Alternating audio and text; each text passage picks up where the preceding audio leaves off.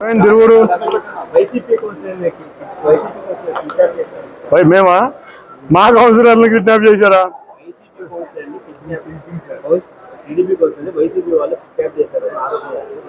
మేము అధికారంలో ఉన్నాం. అధికారంలో ఉన్నా కూడా ప్రతిపక్ష పార్టీ దౌర్జన్యాలు తగ్గట్లా.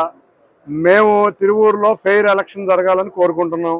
ఇవాళ చూస్తే మీరు తిరువూరు పట్టణంలో ఎంతోమంది పోలీసులు బందోబస్తు నడుమ తిరువూరు పట్టణం ప్రశాంతంగా ఉంది.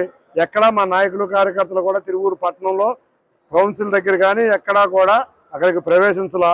కానీ కొంతమంది విజయవాడ నుంచి బయలుదేరి నాయకులని చెప్పుకునే గోండాలు కొంతమంది దాడికి ప్రయత్నిస్తుంటే కొండూరు ప్రాంతంలో ఎవరైతే విజయవాడ ప్రాంతం నుంచి వెళ్ళిన నాయకుల్ని మా తెలుగుదేశం, ఎందుకంటే నిన్న కూడా చూసాం ప్రశాంతంగా ఎలక్షన్ జరగలేదు, వాళ్ళు ప్రశాంతంగా ఎలక్షన్ జరగాలని మేము కోరుకున్నాం.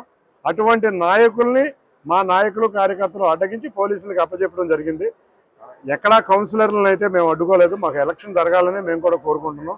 తప్పకుండా ప్రశాంత వాతావరణంలో తిరువూరు మున్సిపల్ ఎలక్షన్లు జరుగుతాయి. తప్పకుండా ఎవరికైతే మెజార్టీ ఉందో వాళ్ళు అధికారం చేస్తారు. ఎంతోమంది నిన్న కొంతమంది కుటుంబాలు వెళ్ళి, కౌన్సిలర్ల కుటుంబాలు వెళ్ళి మా భార్య అక్కడ ఉంది అని భర్త వేడుకున్నా కూడా భర్త దగ్గరికి కూడా భార్య అయిన కౌన్సిలర్ని పంపించకుండా క్యాంపు రాజకీయాలు మేము చేయలే. క్యాంపు రాజకీయాలు ఎవరు చేశారో తెలుసు. ఎందుకు క్యాంపులో పెట్టాల్సి వచ్చింది? మీకు స్ట్రెంత్ ఉంటే ఎందుకు 4-5 రోజుల నుంచి క్యాంపుల్లో భర్తల నుంచి భార్యలను ఎందుకు విడదీశారు? తల్లిదండ్రుల నుంచి కుమార్తెలను ఎందుకు విడదీశారు? వీటన్నిటికీ రౌడీజం చెప్పిన వాళ్ళే చేయాలి. ఇవాళ మేము తిరువూరంతా ఎంతో ప్రశాంతంగా పోలీస్ డిపార్ట్మెంట్ వారు కానీ రెవెన్యూ డిపార్ట్మెంట్ కానీ ఎలక్షన్ పెడదామని చూస్తే కొంతమంది రౌడీలు కొండూరులో అడ్డుకోవడం జరిగింది. కానీ ఎక్కడా కూడా మేము కౌన్సిలర్లని ఎలక్షన్ జరగాలని కోరుకుంటాం. ఎందుకంటే ఎవరైతే మంచి అభ్యర్థులు ఉన్నారో వారు గెలిపిస్తారని మా అందరి నమ్మకం. Thank you.